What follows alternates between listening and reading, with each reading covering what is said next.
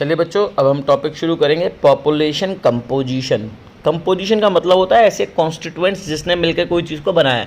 जैसे अगर हम बात करें चाय, तो चाय को किसने मिलकर बनाया? चाय ने मिलकर बनाया, दूध ने, पानी ने, पत्ती ने, चीनी ने, है ना, शुगर वगैरह सब यूज़ हुई।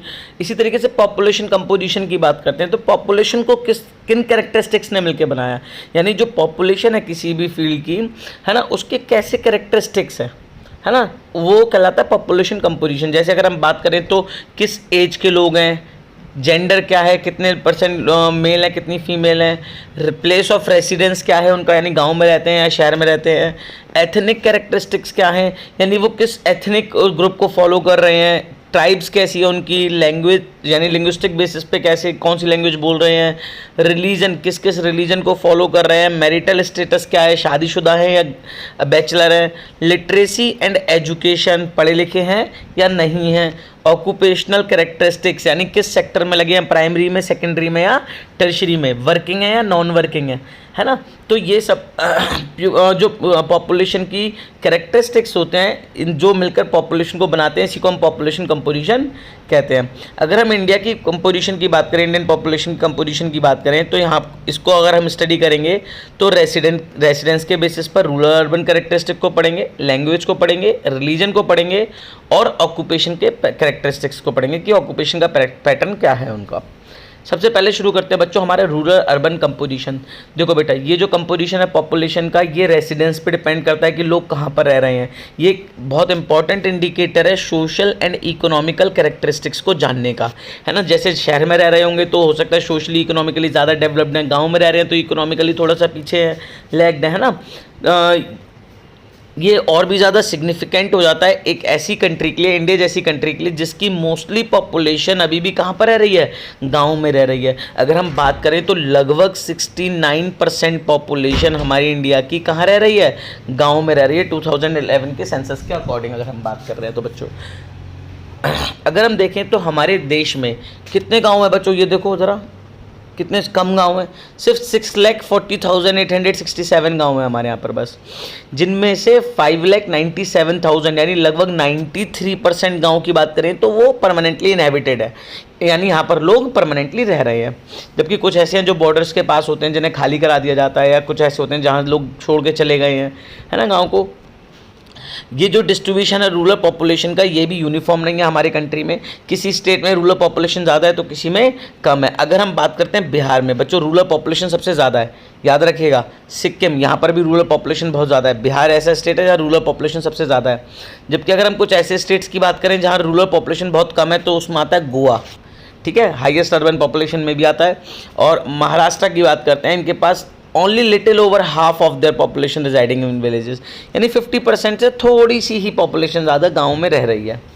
अगर यूनियन टेरिटरीज़ की बात करते हैं तो यूनियन टेरिटरीज़ में गांव में पॉपुलेशन थोड़ी सी कम होती है। क्यों? क्योंकि यूनियन टेरिटरी खुद छोटे से होते हैं। जैसे चंडीगढ़ की बात करो तो चंडीगढ़ खुद ही एक शहर है ना, तो अर्बन है तो वहाँ पे गांव की पॉपुलेशन थोड़ी कम होगी। दिल्ली की बात करते हैं तो दिल्ली खुद एक शहर है ना, तो वहाँ पे गाँव की पॉपुलेशन थोड़ी सी कम होगी। पुडुचेरी की बात करते हैं तो इस तरीके से अगर हम यूनियन टेरिटरी की बात करते हैं वहाँ रूरल पॉपुलेशन थोड़ी सी कम होती है, एक्सेप्ट दादर एंड नागर हवेली, ठीक है। अब याद रखिएगा बच्चों, Dadar and Nagar Haveli and Daman and Diu को कंबाइन कर एक यूनियन टेरिटरी बना दिया गया है।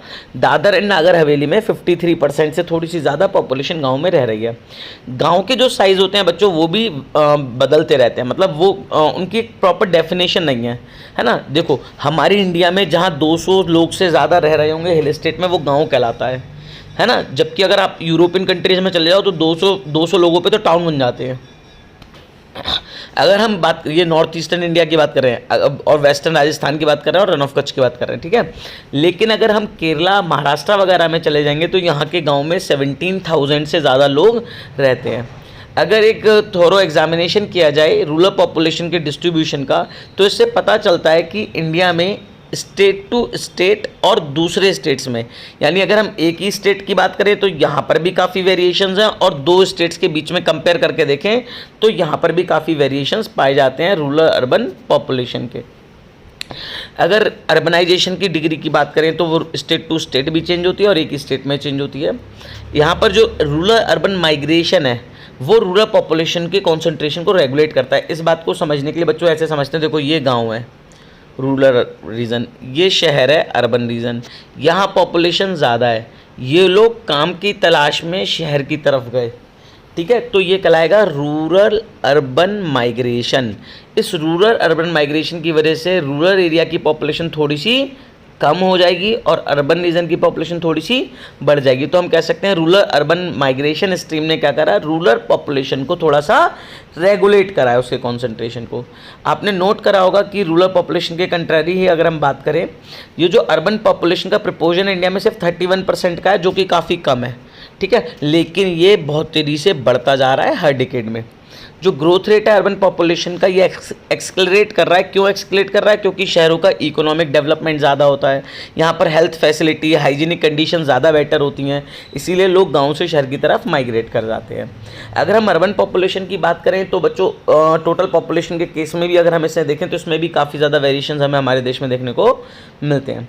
अगर हम बात करें ऑलमोस्ट जितने भी स्टेट्स हैं, यूनियन टेरिटरीज़ हैं, है ना, उन सब की अर्बन पॉपुलेशन लगातार बढ़ती जा रही है। ये इंडिकेट कर रहा है कि अर्बन एरियाज़ का डेवलपमेंट बढ़ रहा है, चाहे वो सोशो इकोनॉमिकल कंडीशंस की बात करें या रूरल अर्बन माइग्रेशन की बात करें, इन दोनों की वजह से वो बढ़ता जा रहा है। रूरल अर्बन माइग्रेशन, है ना, अगर अर्बन एरिया के कंसिडरी बात करें तो ऐसी मेन रोड लिंक्स और रेल रोड जो कि नॉर्थ इंडियन प्लेन्स में है, इंडस्ट्रियल एरिया जो कि कोलकाता, मुंबई, बेंगलुरु, मैसूर, मदुरई, कोयम्बटूर, अहमदाबाद, सूरत, दिल्ली, कानपुर, लुधियाना, जालंधर वगैरह में है। इन सब की वजह से ऐसा हो रहा है। मतलब समझो, लोग क्या होता है, ऐसे शहर जो गांव से जुड़े हुए हैं किसी एक रोड के द्वारा, तो इस गांव से इस शहर की तरफ माइग्रेट कर जाते हैं, या अगर इस रीजन में, अर्बन रीजन में इंडस्ट्रीज ज़्यादा हैं तो गांव से शहर की तरफ माइग्रेट करके चले जाते हैं, चाहे ये इंटर स्टेट माइग्रेशन हो चाहे इंटर स्टेट माइग्रेशन हो, है ना। इंटर स्टेट और इंटर स्टेट को हम नेक्स्ट चैप्टर यानी माइग्रेशन वाले में पढ़ेंगे, तब वहाँ पे स्ट्रीम समझा दूंगा मैं आप लोगों को सबको। अगर हम बात करें एग्रीकल्चरली स्टेगनेंट पार्ट्स की बात करते हैं, जहाँ एग्रीकल्चर हमारा लगभग रुका हुआ सा है, जैसे मिडिल और लोअर गंगा प्लेन्स की बात करते हैं, तेलंगाना की बात करें, या वेस्टर्न राजस्थान की जहाँ पे पानी की फैसिलिटी अवेलेबल नहीं है, दूर दराज के हिली एरियाज़ की बात करते हैं, नॉर्थ ईस्ट के ट्राइबल एरियाज़ की बात करते हैं जहाँ जनजातीय लोग रहते हैं, या हम फ्लड प्रोन रीजन की बात करें जहाँ पर बहुत ज़्यादा बाढ़ आती रहती है पेनिनसुलर इंडिया में। इसके अलावा ईस्टर्न पार्ट है जो मध्य प्रदेश का, वहाँ की बात करें, यहाँ पर जो अर्बनाइजेशन है वो हमेशा कम पाया जाएगा। क्यों? खेती ज़्यादा हो रही है ना, बाढ़ आ रही है, या पहाड़ का इलाका है तो यहाँ पे डेवलप नहीं किया जा सकता, इस वजह से यहाँ पे शहर थोड़े से कम पाए जाते हैं। अगला देखते हैं लिंग्विस्टिक कंपोजिशन। लिंग्विस्टिक कंपोजिशन यानी कितने लोग कौन सी भाषा बोल रहे हैं। अगर हम इंडिया की बात करें तो इंडिया में बहुत ही ज़्यादा लिंग्विस्टिक डाइवर्सिटी पाई जाती है। ग्रियर्सन के अकॉर्डिंग बात करते हैं, Grierson linguistic survey of India कराया था 1903 से 28 के बीच में, तो इसके अकॉर्डिंग 179 लैंग्वेजेस थी इंडिया में उस समय पर, जिनमें से 544 डायलेक्ट्स थे। बेटा लैंग्वेजेस वो होती हैं जिन्हें रीड और राइट दोनों किया जाता है, जबकि डायलेक्ट्स वो होते हैं जो बोलचाल की भाषा होती हैं, ठीक है, जिन्हें बोलने में यूज़ किया जाता है। तो 544 डायलेक्ट्स थे हमारे यहाँ पर। मॉडर्न इंडिया की बात करते हैं तो 22 लैंग्वेजेस को तो शेड्यूल लैंग्वेज किया गया, मतलब हमारे कॉन्स्टिट्यूशन में 22 लैंग्वेजेस 8th शेड्यूल लिस्ट में इंक्लूड है, ठीक है। याद रखिएगा कौन सी लिस्ट है, 8th लिस्ट है। अभी के लिए नहीं, कॉम्पिटिशन में काम में आती है बात कि 8th शेड्यूल लिस्ट में कितनी लैंग्वेजेस हैं, 22 लैंग्वेजेस हैं। और एक यहाँ पे सबसे ज़्यादा क्वेश्चन पूछा होता है कंपटीशन में कि सबसे रिसेंटली कौन सी लैंग्वेज जुड़ी है, ठीक है, तो उसको ज़रूर याद रखना है। जैसे डोंगरी वगैरह की बात करते हैं ना, तो रिसेंटली जुड़ने वाली लैंग्वेजेस में आती हैं। इसी तरीके से नॉन शेड्यूल लैंग्वेजेस भी बहुत सारी हैं, मतलब देखें तो नॉन शेड्यूल जिन्हें कॉन्स्टिट्यूशन में अभी लिस्टेड नहीं किया गया है। अगर आप 10 रुपये के नोट को देखोगे तो उस पर आपको कुछ लैंग्वेजेस मिलेंगी कि कई सारी लैंग्वेजेस में 10 रुपये लिखा होता है, हर एक नोट पर लिखा हुआ मिलेगा आपको, है ना। इन शेड्यूल लैंग्वेजेस की बात करें, इनमें से सबसे ज़्यादा स्पीकर्स हमारे देश में हिंदी के हैं, और सबसे कम की बात करें तो स्मॉलेस्ट लैंग्वेज हमारे यहाँ पर कश्मीरी और संस्कृत है, ठीक है। तो एक नंबर का बच्चों एमसीक्यू बन सकता है, यहाँ से बहुत सारे बनेंगे। देखो बेटा, सबसे पहला बनेगा कॉन्स्टिट्यूशन में कितनी शेड्यूल लैंग्वेजेस हैं, 22। हाईएस्ट स्पीकर किसके इंडिया में, हिंदी के। लोएस्ट किसके हैं, कश्मीरी एंड संस्कृत के। लेकिन अगर आप नोट करोगे तो जो लिंग्विस्टिक रीजन्स है हमारे देश में, उनके बीच में एक शार्प और डिस्टिंक्ट बाउंड्री नहीं है। मतलब ऐसा नहीं है कि किसी एक रीजन में एक ही भाषा बोलने वाले लोग रह रहे हैं। अगर आप उत्तर प्रदेश की बात करो तो यहीं उत्तर प्रदेश में आपको हिंदी बोलने वाले भी और उर्दू बोलने वाले लोग दोनों मिल जाएंगे, इवन संस्कृत वाले भी मिल जाएंगे। अगर आप कश्मीर में चले जाओगे तो वहाँ पे कश्मीरी के अलावा उर्दू बोलने वाले या अरबिक जो उनका एसेंट है वो बोलने वाले लोग मिल जाएंगे काफ़ी, है ना। ऐसा नहीं है कि बहुत ही शार्प बाउंड्रीज हैं कि एक तरफ अगर यहाँ पे मराठी बोल रहे हैं तो सिर्फ मराठी बोलेंगे, कोई दूसरी भाषा नहीं बोलेंगे, ऐसा नहीं होता हमारे देश में। अब बात करते हैं लिंग्विस्टिक क्लासिफिकेशन की। तो जो स्पीकर्स हैं हमारे देश में, जो मेजर इंडियन लैंग्वेजेस बोल रहे हैं, उन्हें 4 फैमिली में बांटा गया। मेनली 4 फैमिली हमारे यहाँ पर, जिनकी अलग अलग सब फैमिलीज हैं और जिन्हें अलग अलग ब्रांच में बांटा गया है, ठीक है। जिसकी अगर हम बात करें तो बच्चों इसमें से क्वेश्चन क्या बनेगा, ज़रा ध्यान से देखना। 4 फैमिली कौन सी हैं? एक है ऑस्ट्रिक, जिसे निषाद कहते हैं। दूसरी है द्रविड़म, जो हमारी इंडिया की नेटिव थी, ये मेन थी द्रविड़म, याद रखिएगा। द्रविड़ लोग जो साउथ में चले गए, शिफ्ट हो गए, ठीक है। द्रविड़म हमारी मेन थी। साइनो तिब्बतन, अगर साइनो तिब्बतन की बात करें, तिब्बत रीजन या चाइना के इन्फ्लुएंस वाली लैंग्वेज है ये। और लास्ट आती है इंडो यूरोपियन, जो यूरोपियंस के आने की वजह से या आर्यंस के आने की वजह से हमारे देश में डेवलप हुई। तो ये क्वेश्चन बनेगा, सबसे ज़्यादा स्पीकर्स या सबसे ज़्यादा फॉलोअर्स किस फैमिली के हैं? तो वो है इंडो यूरोपियन। इसकी जो ब्रांच है इंडो आर्यन, दोनों नाम याद रखिएगा। इंडो यूरोपियन या इंडो आर्यन के सबसे ज़्यादा स्पीकर्स हमारे देश में 73%, जबकि सबसे कम किसके हैं? साइनो तिब्बतन के, ठीक है। इसके सबसे कम है। इसमें भी अगर हम बात करें तो इंडो आर्यन जो है वो सबसे ज़्यादा रीजन में बोली जाती है। जम्मू कश्मीर, पंजाब, हिमाचल प्रदेश, उत्तर प्रदेश, राजस्थान, हरियाणा, मध्य प्रदेश, बिहार, उड़ीसा, वेस्ट बंगाल, असम, गुजरात, महाराष्ट्र, गोवा। आपको स्टेट याद नहीं रखना सारे, आपको बस ये याद रखना है कि सबसे ज़्यादा लैंग्वेज किस उसकी बोली जाती है, किस फैमिली के फॉलोअर्स हैं सबसे ज़्यादा। कॉम्पिटिशन में भी यही क्वेश्चन बनता है। नेक्स्ट टॉपिक है बच्चों हमारा रिलीजियस कंपोजिशन, यानी हमारे यहाँ की जो पॉपुलेशन है वो किस धर्म को फॉलो कर रहे हैं, ठीक है। तो हम अगर इंडिया की बात करते हैं तो इंडिया के डेमोग्राफिक करेक्टरिस्टिक में रिलीजन भी एक बहुत इंपॉर्टेंट फोर्स है, जो यहाँ की कल्चरल और पॉलिटिकल लाइफ को इन्फ्लुएंस करती है। क्योंकि धर्म के बेसिस पर हमारे यहाँ पॉलिटिक्स भी की जाती है, हमारे कल्चरल जो ट्रेडिशंस हैं वो भी रिलीजन के बेसिस पर वेरी करते हैं। अगर रिलीजन की बात करें तो वर्चुअली पिरामिड्स ऑलमोस्ट ये हमारे परिवार से, हमारी ज़िंदगी से हर तरीके से जुड़ा हुआ है, डायरेक्टली इनडायरेक्टली हर तरीके से जुड़ा हुआ है रिलीजन हमारे साथ में, है ना। इसीलिए इंडिया के एस्पेक्ट में रिलीजन को पढ़ना बहुत ही इंपॉर्टेंट हो जाता है अगर हमें यहाँ की पॉपुलेशन कंपोजिशन के बारे में एक्चुअल में जानना है तो, ठीक है। जो स्पाशियल डिस्ट्रीब्यूशन है रिलीजन के बेसिस पर, उसे अपेंडिक्स नंबर 5 में शो करा हुआ है। ये रहा बेटा हमारा पीछे बुक में लास्ट में अपेंडिक्स नंबर 5 होगा, वहाँ चेक करोगे। ये हमारी एक टेबल है जिसके बेसिस पर बता रहा है कि किस धर्म के कितने फॉलोअर्स हैं। तो इस बेसिस पे देखें तो मेजॉरिटी में जो धर्म है वो हमारे यहाँ हिंदू है, ठीक है। हिंदुज़म के लगभग 80% हमारे यहाँ पर हिंदुज़म को फॉलो करते हैं लोग। बाकी जो बच गई सब ये माइनॉरिटी कहलाती हैं, ठीक है। लेकिन एक जो क्वेश्चन बनता है वो ये बनता है सबसे लार्जेस्ट माइनॉरिटी कौन सी है, तो मुस्लिम्स, ठीक है। माइनॉरिटी में भी ये मेजॉरिटी में, माइनॉरिटी में मेजॉरिटी का मतलब होता है बेटा कि जो माइनॉरिटी लैंग्वेज वो रिलीजन्स हैं उनमें सबसे ज़्यादा फॉलो किए जाने वाला रिलीजन मुस्लिम है। हमारे यहाँ पर लगभग 14% हमारे यहाँ मुस्लिम वो है जो मुस्लिम को उसको मानते हैं, रिलीजन को, इस्लाम को मानते हैं। मुस्लिम से 14% हमारे यहाँ पर। अगर हम बात करते हैं तो हमारे यहाँ कुछ स्टेट्स, डिस्ट्रिक्ट ऐसी हैं जहाँ पर पर्टिकुलर एक रिलीजन बहुत ज़्यादा फॉलो किया जाता है। जैसे अगर हम बात करें कुछ स्टेट्स में चले जाएं जहाँ पे इस्लाम को बहुत ज़्यादा फॉलो किया जाता है, तो वहाँ पर इस्लामिक पॉपुलेशन यानी मुस्लिम पॉपुलेशन ज़्यादा है। कुछ में हिंदुज़म को बहुत ज़्यादा फॉलो किया जाता है, तो वहाँ पर पर्टिकुलरली हिंदू पॉपुलेशन बहुत ज़्यादा है। लेकिन कुछ स्टेट्स चले जाएंगे तो वहाँ पर क्रिश्चियनिटी, जैनिज़्म, बुद्धिज़्म, ये रिलीजन भी सिग्निफिकेंस में है, ठीक है। अगर हम बात करते हैं हिंदू की, है ना, तो हिंदूज़ हैं ये डिस्ट्रीब्यूटेड है हमारे पूरे मतलब बहुत सारे स्टेट्स में, बहुत सारे स्टेट्स हैं। यानी अगर हम बात करें 70 से लेकर 90% तक स्टेट में हमारे यहाँ पर हिंदू पॉपुलेशन पाई जाती है अलग अलग जगह पर। कुछ डिस्ट्रिक्ट की बात कर देते हैं, जैसे कुछ डिस्ट्रिक्ट की बात करते हैं तो इंडिया और बांग्लादेश के बॉर्डर पर, है ना, जो डिस्ट्रिक्ट्स हैं वहाँ पर बेसिकली हमारे मुस्लिम पॉपुलेशन ज़्यादा है। इंडो पाक बॉर्डर पे, इंडिया और पाकिस्तान बॉर्डर पे मुस्लिम पॉपुलेशन ज़्यादा है। जम्मू कश्मीर स्टेट में मुस्लिम पॉपुलेशन ज़्यादा है। नॉर्थ ईस्ट के हिल स्टेट्स में चले जाएं वहाँ पे भी मुस्लिम पॉपुलेशन ज़्यादा है। इसके अलावा अगर हम डेक्कन प्लेट्यू और गंगा प्लेन में बात करते हैं तो मुस्लिम पॉपुलेशन यहाँ पे थोड़ी स्कैटर्ड है, यानी फैली हुई है। फिर देखते हैं बच्चों, मुस्लिम लार्जेस्ट रिलीजियस माइनॉरिटी है, समझ में आया ना। लार्जेस्ट रिलीजियस माइनॉरिटी मतलब माइनॉरिटी में भी सबसे बड़ा ग्रुप, 14% इसके फॉलोअर है, जो कि जम्मू कश्मीर में है, वेस्ट बंगाल की कुछ डिस्ट्रिक्ट्स में, केरला में है, उत्तर प्रदेश की बहुत सारी डिस्ट्रिक्ट्स हैं वहाँ पे मुस्लिम लोग ज़्यादा हैं, दिल्ली के आसपास में मुस्लिम पॉपुलेशन ज़्यादा है, और लक्षद्वीप, ठीक है, मुस्लिम मेजोरिटी वाला वो है यूनियन टेरिटरी। इसके अलावा मुस्लिम्स की बात करते हैं तो कश्मीर वैली और लक्षद्वीप में मुस्लिम मेजोरिटी में पाए जाते हैं, ठीक है। यहाँ पर हिंदू माइनॉरिटी में है लेकिन मुस्लिम्स मेजोरिटी में है। अब इसके बाद बच्चों नेक्स्ट टॉपिक यहाँ से आगे बढ़ते हैं। अगर हम बाकी दूसरे रिलीजन की बात करें, जैसे क्रिश्चियन पॉपुलेशन की बात करते हैं, तो ये रूरल एरियाज़ में मोस्टली डिस्ट्रीब्यूटेड है।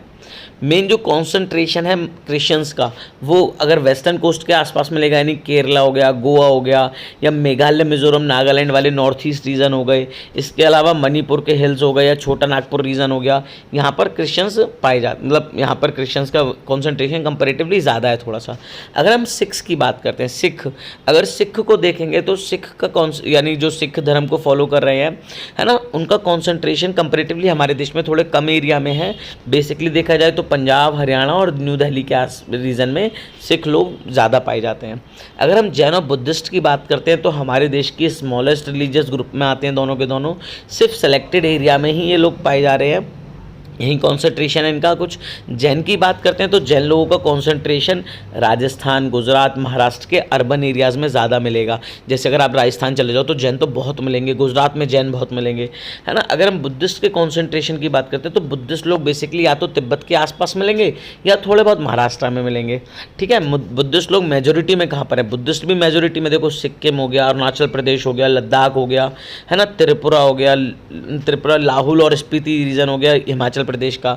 ये वहाँ पे अगर हम धर्मशाला वगैरह के रीजन की बात करें, वहाँ पे बहुत ज़्यादा मिलते हैं, ठीक है, बुद्धिस्ट लोग। इसके अलावा जो दूसरा रिलीजन है जो हमारे यहाँ फॉलो किया जाता है, जोरोस्ट्रियंस, ठीक है, जोरोस्ट्रियंस भी फॉलो किया जाता है। ट्राइबल को भी फॉलो किया जाता है। ट्राइबल रिलीजन क्या होता है बच्चों? इसमें बेसिकली किसी भगवान को फॉलो ना कर ना लाइफ की पूजा की जाती है, जानवरों की, है ना, पूर्वजों की, और उनकी जंगलों की, इनकी आत्माओं की पूजा की जाती है। तो ट्राइबल भी एक रिलीजन है। और दूसरा other indigenous faith and religion, यानी दूसरे लोगों की खुद के अपने विश्वास, तो लोगों का भी एक अलग ऐसा करके ग्रुप है। ये जो ग्रुप है ये छोटे छोटे पॉकेट्स में पूरे देश में फैले हुए हैं। अगर हम इस चैप्टर के लास्ट टॉपिक की बात करते हैं या पॉपुलेशन कंपोजिशन के उस कैरेक्टर की बात करते हैं जो कि इंडिया के एस्पेक्ट में पढ़ना ज़रूरी है, तो वो है बच्चों वर्किंग पॉपुलेशन, ठीक है। वर्किंग पॉपुलेशन, इसका मतलब कितने % पॉपुलेशन काम कर रही है। तो किसी भी देश जिसकी वर्किंग पॉपुलेशन ज़्यादा होगी वो देश जल्दी ग्रो करेगा, क्योंकि लोग ज़्यादा अर्न कर रहे होंगे। और जिस देश में वर्किंग पॉपुलेशन कम होगी, डिपेंडेंट्स ज़्यादा होंगे, तो वहाँ पर इकोनॉमिक ग्रोथ थोड़ी स्लो होगी। क्यों? क्योंकि काम कर रहा है एक, उसके ऊपर डिपेंडेंट है 4, है ना। तो ऐसे में थोड़ी इकोनॉमिक ग्रोथ, बहुत इकोनॉमिक स्टेटस को बहुत ज़्यादा वो अफेक्ट करती है वर्किंग पॉपुलेशन। इंडिया की पॉपुलेशन की बात करते हैं तो हमारी इकोनॉमिक स्टेटस के बेसिस पर वर्किंग पॉपुलेशन को 3 ग्रुप में बांटा गया। एक वो जिन्हें 180 दिन से ज़्यादा काम मिला हुआ है, एक वो जिन्हें 180 दिन से कम काम मिला हुआ है एक साल में, ठीक है। एक साल में जो 180 दिन से ज़्यादा काम करते हैं वो वर्कर्स कहलाते हैं, 180 दिन से कम काम करते हैं वो मार्जिनल वर्कर्स कहलाते हैं, और जो काम ही नहीं कर रहे वो नॉन वर्कर्स कहला रहे हैं, ठीक है। तो ऐसा ऑब्जर्व किया गया कि हमारे देश में जो वर्कर्स मतलब दोनों को जोड़ लिया, वर्कर और मार्जिनल वर्कर दोनों को जोड़ लें, तो लगभग 40% हमारे यहाँ पॉपुलेशन क्या है? वर्किंग पॉपुलेशन है। तो नॉन वर्किंग पॉपुलेशन कितनी हो गई? 60%। यानी अगर घर में 10 लोग हैं तो 4 लोग तो पैसा कमा रहे हैं और 6 लोग उनके ऊपर डिपेंडेंट है, ठीक है। ये रहा बच्चों, 6 महीने अगर कोई काम कर रहा है 6 महीने से ज़्यादा तो मेन वर्कर है, और 6 महीने से कम कर रहा है तो वो मार्जिनल वर्कर है। मैंने 180 डेज़ बोला था, 183 डेज़ है। तो ये इंडिकेट करता है इकोनॉमिक स्टेटस को, जहाँ पर जो डिपेंडेंट की पॉपुलेशन है वो ज़्यादा है। ये इंडिकेट करता है बच्चों कि हमारे यहाँ पर बेरोज़गारी ज़्यादा होगी या अंडर एम्प्लॉयड लोगों की संख्या ज़्यादा होगी, ठीक है। बच्चों, what is work participation rate, ये क्या होता है, ये आपको मुझे सेंड करना है। आप कमेंट बॉक्स में बता सकते हो, व्हाट्सएप ग्रुप पे बता सकते हो, आपको बताना है इसकी डेफिनेशन लिखकर ये क्या होती है, ठीक है। वर्क पार्टिसिपेशन रेट किसे बोलते हैं? अगर हम बात करते हैं वर्किंग प्रपोर्शन के बेसिस पे, तो स्टेट्स और यूनियन टेरिटरीज इनमें मॉडरेट वेरिएशंस पाए जाते हैं, नहीं बहुत ज़्यादा वेरिएशंस नहीं है। कुछ स्टेट्स की बात करते हैं, जैसे गोवा की बात करें तो गोवा में 39% से लेके 39% वर्किंग पॉपुलेशन है। दमन एंड दीव में 49.9% वर्किंग पॉपुलेशन है। बच्चों, अगर हम ऐसे स्टेट्स की बात करते हैं जहाँ पे शहर कम पाए जाते हैं, गांव ज़्यादा पाए जाते हैं, या इकोनॉमिक डेवलपमेंट कम होता है, ऐसे स्टेट्स में वर्किंग पॉपुलेशन कंपेरेटिवली ज़्यादा होती है। क्यों? क्योंकि वहाँ मैनुअल लेबर की ज़रूरत पड़ती है, मजदूरों की ज़रूरत पड़ती है, खेतों में किसानों की ज़रूरत पड़ती है। तो इस चक्कर में ना क्या, वहाँ पर पार्टिसिपेशन रेट थोड़ा ज़्यादा होता है। अगर हम लार्जर परसेंटेज ऑफ वर्कर्स की बात करते हो तो हिमाचल प्रदेश बच्चों, इसमें याद रखिएगा हिमाचल प्रदेश का नाम आता है वर्किंग पॉपुलेशन हाई होने में।